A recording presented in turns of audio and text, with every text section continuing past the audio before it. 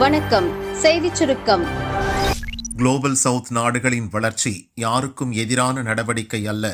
வசுதைவ குடும்பம் மேற்கோளுடன் எத்தியோப்பியாவில் மோடி பேச்சு. அரசுமுறை பயணமாக எத்தியோப்பியா நாட்டிற்கு சென்ற பிரதமர் மோடி அந்நாட்டு பார்லிமெண்டில் சிறப்புரையாற்றினார். 140 கோடி இந்தியர்களின் சார்பில் எத்தியோப்பியா மக்களுக்கு நட்பு வாழ்த்துக்களை தெரிவிக்கிறேன். சிங்கங்களின் பூமியான எத்தியோப்பியா வந்ததில் மகிழ்ச்சி. என் சொந்த மாநிலமான குஜராத்தும் சிங்கங்களுக்கு புகழ் பெற்றது. எனவே நான் இங்கு என் வீட்டில் வசிப்பது போன்ற உணர்வை பெறுகிறேன். எத்தியோப்பியா வழங்கும் மிக உயரிய விருதை இரு கரம் கூப்பி ஒட்டுமொத்த இந்தியர்கள் சார்பில் பெற்றுக்கொள்கிறேன். புதுமையும் பழமையும் கலந்த கலவையாக எத்தியோப்பியா திகழ்கிறது.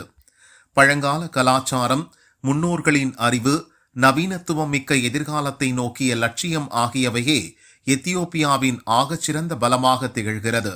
எத்தியோப்பியாவை போலவே தமிழகத்தில் உள்ள பழங்கால மலை, குடவரை கோயில்கள் பாரம்பரியத்தை எடுத்துரைக்கின்றன. இந்தியாவின் வந்தே மாதரம், எத்தியோப்பியாவின் தேசிய கீதம் ஆகியவை தேசத்தை தாயாக போற்றி புகழ்கின்றன. நாங்கள் வசுதேவ குடும்பகம் எனும் உலகனைத்தும் ஓர் குடும்பம் என்பதை நம்புகிறோம். அந்த எண்ணம் அரசியலை கடந்தது, எந்த எல்லையும் அற்றது, அனைவரின் நலனும் முக்கியம் என்பது. எத்தியோப்பியா, இந்தியா ஆகிய இரு நாடுகளின் விடுதலைக்கு பின் சில காலங்களிலேயே நம் இரு நாடுகளிடையிலான தூதரக செயல்பாடுகள் துவங்கிவிட்டன. ஆயிரக்கணக்கான இந்திய ஆசிரியர்கள் இங்குள்ள பிள்ளைகளுக்கு பாடம் கற்றுத் தருகின்றனர். இங்குள்ள மாணவர்களின் மனங்களில் இந்திய ஆசிரியர்கள் நிரந்தர இடம் பிடித்துள்ளனர். எத்தியோப்பியாவைச் சேர்ந்த பல மாணவர்கள் இந்தியாவில் கல்வி கற்றுள்ளனர். பின் நாடு திரும்பி நாட்டை கட்டமைக்கும் பணியில் ஈடுபட்டுள்ளனர். அவர்களில் சிலர் இங்கு எம்பிக்களாகவும் அமர்ந்துள்ளனர். அவர்களில் இங்குள்ள சபாநாயகரும் ஒருவர். எத்தியோப்பியாவில் மிகப்பெரிய வெளிநாட்டு முதலீட்டாளர்களாக இந்திய நிறுவனங்கள் திகழ்கின்றன. அதன் மூலம் இங்கு மிகப்பெரிய தொழில் வளம், வேலைவாய்ப்பு பெருகியுள்ளது. தொழில்நுட்பம், கனிம வளம், உணவு பாதுகாப்பு, சுற்றுச்சூழல், இராணுவம், விவசாயம் உள்ளிட்ட பல துறைகளில் இரு நாடுகளும் இணைந்து செயல்பட விருப்பம் தெரிவித்துள்ளன. இந்த துறைகளில் இரு நாடுகளும் தங்கள் அறிவை பகிர்ந்து கொள்ளும். இந்தியாவின் UPI செயலி மிகப்பெரிய வெற்றி பெற்றுள்ளது. உலகில் நடக்கும் டிஜிட்டல் பண பரிவர்த்தனையின் சரிபாதி இந்தியாவில் நடக்கிறது. மருந்து பொருள் உற்பத்தியில் இந்தியா மிகச் சிறப்பாக விளங்குகிறது. கோவிட் காலத்தில் மருந்து தட்டுப்பாட்டால் உலக நாடுகள் திணறிய நிலையில் 150க்கும் மேற்பட்ட நாடுகளுக்கு இந்தியா மருந்து பொருள் சப்ளை செய்தது. இந்தியா எத்தியோப்பியா இடையிலான நட்பு இயற்கையானது. பல துறைகளில் இரு நாடுகளும் இணைந்து செயல்படுகின்றன. இன்னும் பல துறைகளில் சேர்ந்து பணியாற்ற விழைகிறேன். இந்திய அரசியல் சாசனத்தின் துவக்க வாசகமும் எத்தியோப்பியாவின் அரசியல் சாசன துவக்க வார்த்தையும் ஒரே பொருள் தரும் வகையில் அமைந்துள்ளன. இரண்டுமே நாட்டையும் நாட்டு மக்களையும் பற்றி சொல்கின்றன. சிலந்தி வலையால் சிங்கத்தையும் சுற்றி வளைக்கலாம் என்பர். மனங்கள் இணைந்தால் மலைகளும் வழிவிடும் என்பதை நாங்கள் நம்புகிறோம். குளோபல் சவுத் நாடுகள் தானாகவே எழுச்சி பெறும். குளோபல் சவுத் நாடுகளின் வளர்ச்சி யாருக்கும் எதிரானது அல்ல, மாறாக அனைவருக்குமானது. இதில் இந்தியா எப்போதும் துணை நிற்கும். நாட்டின் வளத்தை பாதுகாத்து நாம் அதை அடுத்த தலைமுறையிடம் பத்திரமாக ஒப்படைக்க வேண்டுமென மகாத்மா காந்தி கூறியுள்ளார். தாயின் பெயரில் ஒரு மரம் நடுவோம் என்ற முன்னெடுப்பை நாங்கள் செய்கிறோம். எத்தியோப்பியாவும் இயற்கை பாதுகாப்பதில் உடன்பாடு உடைய நாடு. இதன் மூலம் இயற்கை வளத்தை பெருக்கி இயற்கை எரிசக்தியை அதிகரிக்கும் நடவடிக்கையை மேற்கொள்ள வேண்டும். புதிய பசுமையான எதிர்காலத்தை உருவாக்க வேண்டுமென பிரதமர் மோடி பேசினார்.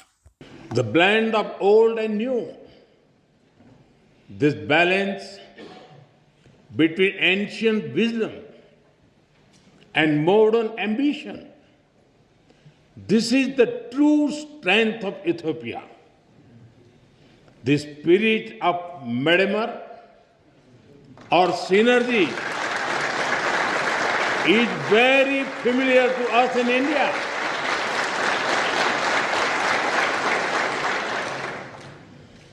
Like the monolithic churches of Lalibela, the ancient rock temples of Tamil Nadu in India are also prayers set in stone.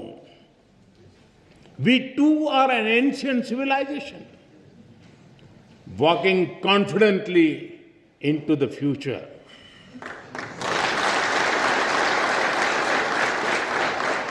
with the call of Sabka Saath, Sabka Vikas, Sabka Vishwas, Sabka Prayas, together for everyone's growth, with everyone's trust and effort.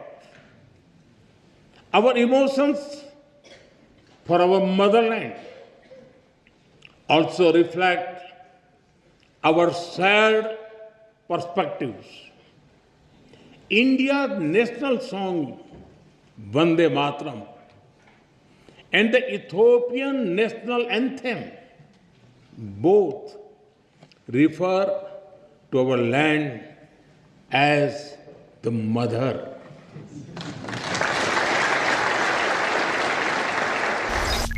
தடியடி நடத்தி அடக்குமுறை ஏவியதுதான் சமூக நீதியா? திமுக அரசுக்கு நாகேந்திரன் கண்டனம். திருப்பூர் காளிப்பாளையத்தில் மாநகராட்சி குப்பை கொட்டுவதை எதிர்த்து போராடிய மக்கள் மீது திமுக அரசு அடக்குமுறையை ஏவியதாக தமிழக பாரதிய ஜனதா தலைவர் நாகேந்திரன் கண்டித்துள்ளார். அவரது அறிக்கை: திருப்பூர் மாநகராட்சியின் சின்ன காளிப்பாளையத்தில் குப்பைகள் கொட்டுவதை எதிர்த்து ஒரு வாரமாக அந்த மக்கள் எதிர்ப்பு தெரிவித்து வருகின்றனர். சுற்றுச்சூழல் பாதிக்கப்படும் என்று அவர்கள் அச்சப்படுகிறார்கள். ஆடு மாடு மேயும் இடத்தில் குப்பைகள் கொட்ட யாராவது ஒப்புக்கொள்வார்களா? குடியிருக்கும் இடத்தில் குப்பை கிடங்கு அமைப்பது அராஜகமானது. அதை பற்றியெல்லாம் கவலைப்படாமல், மக்கள் கோரிக்கைக்கு செவிசாய்க்காமல் லாரி லாரியாக திமுக அரசு குப்பைகளை அனுப்பி வைப்பது என்ன நியாயம்? பேச்சுவார்த்தை நடத்தி குப்பை கிடங்கை ஊரை விட்டு தள்ளி அமைக்க முடியுமா என்பதை ஆராய்ந்திருக்க வேண்டும். அதை விடுத்து கிராம நலனுக்காக போராடிய மக்கள் மீது தடியடி நடத்தி குண்டுகட்டாக கைது செய்வதுதான் திமுக அரசின் சமூக நீதியா என நாகேந்திரன் கேட்டுள்ளார். ஊழல் செய்ய முடியாதுன்னு கவலையா? ஸ்டாலினுக்கு அண்ணாமலை கேள்வி. மகாத்மா காந்தி தேசிய ஊரக வேலைவாய்ப்பு உறுதி சட்டத்தை விக்ஷித் பாரத் ஊரக வாழ்வாதாரம் மற்றும் வேலைவாய்ப்பு உறுதி சட்டம் என மாற்றப்பட்டுள்ளது. அதன்படி 100 வேலை நாட்கள் என்பது 125ஆக அதிகரிக்கப்பட்டுள்ளது. மேலும் மத்திய அரசின் நிதி பங்களிப்பு 60% குறைக்கப்பட்டுள்ளது. இது தொடர்பாக மத்திய அரசு மசோதாவை பார்லியில் தாக்கல் செய்துள்ளது.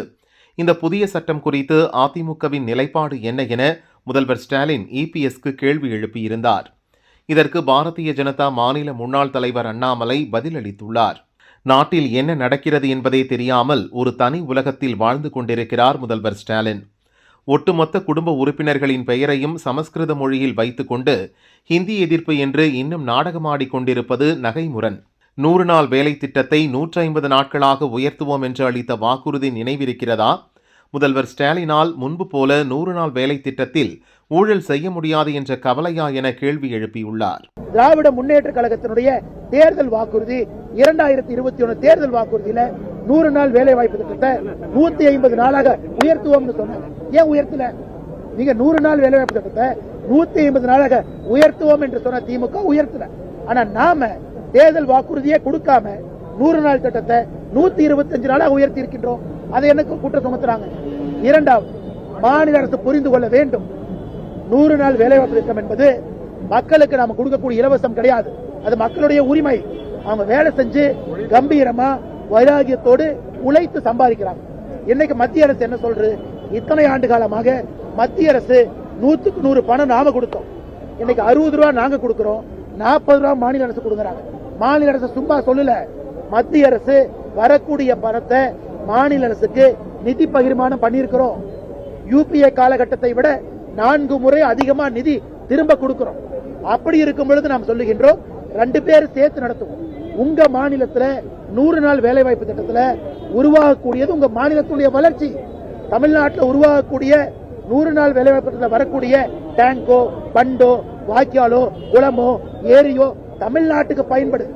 அப்படி இருக்கும் பொழுது மத்திய அரசு 60 ரூபாய் நாங்க கொடுக்கிறோம், 40 ரூபாய் நீங்க கொடுங்கன்னு சொல்றாங்க. இதுல என்ன தப்பு?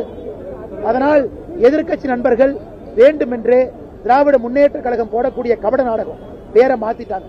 மகாத்மா காந்தி அவர்களுடைய பெயரை இந்தியாவில் எப்பொழுதும் எல்லா இடத்துல இருப்பாங்க. திட்டங்கள் மாறி இருக்கிறனால, திட்டத்தினுடைய தன்மை மாறி இருக்கிறனால விக்ஷித் பாரத் என்கிற பெயரை வச்சிருக்கிறாங்க. இது மகாத்மா காந்தி ஐயாவுடைய கனவு. விக்ஷித் பாரத், வளர்ந்த நாடு, வளர்ந்த பாரதம் என்கின்ற பெயரை கொண்டு வந்திருக்கிறோம். மகாத்மா காந்தி ஐயாவே ஒப்புக்கொள்வாங்க. அதற்காகத்தான் போராடி அந்த சுதந்திரத்தை பெற்றாங்க. வளர்ந்த பாரதம் என்பதற்காக விக்ஷித் பாரத் பேரு. மகாத்மா காந்தி ஐயாவுடைய பெயரை நாம் 2014 பிறகு பல இடத்துல வைத்திருக்கோம். அதை காங்கிரஸ் ஏன் பேசல? கனிமொழி தலைமையில் தேர்தல் அறிக்கை குழு. தமிழகத்தில் அடுத்த ஆண்டு சட்டசபை தேர்தல் நடைபெறவுள்ளது. திமுக தேர்தல் அறிக்கை தயாரிக்க துணை பொதுச் செயலாளர் கனிமொழி தலைமையில் குழு ஒன்றை திமுக அமைத்துள்ளது. அதில் DKS இளங்கோவன், கோவி செழியன், தியாகராஜன், TRB ராஜா, MM அப்துல்லா, கான்ஸ்டன்டைன் ரவீந்திரன், எழிலன் நாகநாதன், கார்த்திகேய சிவசேனாபதி, தமிழரசி ரவிக்குமார் உள்ளிட்ட 12 பேர் இடம்பெற்றுள்ளனர். இக்குழு தமிழகம் முழுதும் சுற்றுப்பயணம் செய்து வணிகம், தொழிலாளர்கள், விவசாயிகள், பொதுநலச் சங்கங்கள் உள்ளிட்டோருடன் கலந்தாலோசித்து அறிக்கை தயாரிக்க உள்ளது. பழைய ஓட்டு வீட்டில் பாடம், துவக்க பள்ளியின் அவலம், மழை பெய்தால் சமையல் அறையில்தான் தஞ்சம்.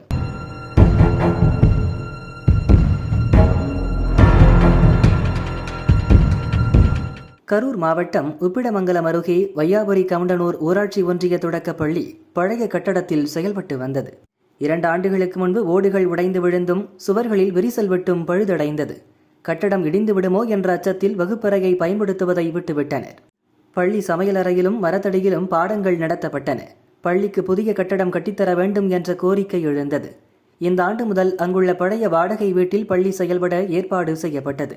வகுப்பறைக்கான அடிப்படை வசதிகள் அங்கு இல்லை. தரையில் அமர்ந்து படிக்க வேண்டிய நிலை. மழைக்காலங்களில் மழைநீர் உள்ளே ஒழுகும். அந்த சமயத்தில் மீண்டும் சமையலறையில் அடைக்கலம் சென்று விடுவார்கள். 30க்கும் மேற்பட்ட குழந்தைகள் படித்து வந்த நிலையில் தற்போது 11 பேர் மட்டுமே உள்ளனர். புதிய கட்டடம் கட்டித்தரப்படாத பட்சத்தில் இந்த குழந்தைகளும் வேறு பள்ளிக்கு செல்ல வேண்டிய நிலை ஏற்படும் என்கிறார்கள் ஊர் மக்கள்.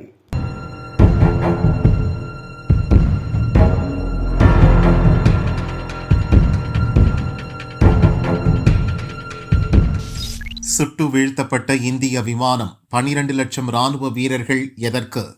காங்கிரஸ் மூத்த தலைவர் பேச்சால் சர்ச்சை. பெஹல்காம் தாக்குதலுக்கு பதிலடியாக பாகிஸ்தானில் உள்ள பயங்கரவாத முகாம்களை இந்திய படைகள் தாக்கி அழித்தன. இதற்கு ஆபரேஷன் சிந்தூர் என மத்திய அரசு பெயரிட்டது. பயங்கரவாதிகளுக்கு ஆதரவாக பாகிஸ்தான் ராணுவம் களத்தில்